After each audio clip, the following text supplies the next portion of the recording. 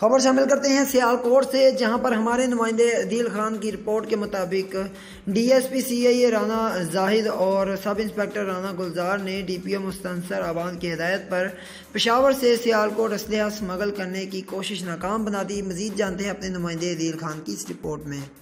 जी बिल्कुल, Sialkot DSP CIA Rana जहाद और उनकी टीम सब इंस्पेक्टर राना गुलजार ने सियालकोट को बड़ी तबाही से बचा लिया और पेशावर से भारी तादाद में असला सियालकोट स्मगल करने की कोशिश नाकाम बनाते हुए 4 मुलजमान भी गिरफ्तार कर लिए हैं। जबकि डीएसपी सीआईए राना जहाद का कहना था कि सियालकोट अमन पसंद लोगों का शहर है, इसका अमन खराब करने की इजाज़त किसी को नहीं देंगे। जी।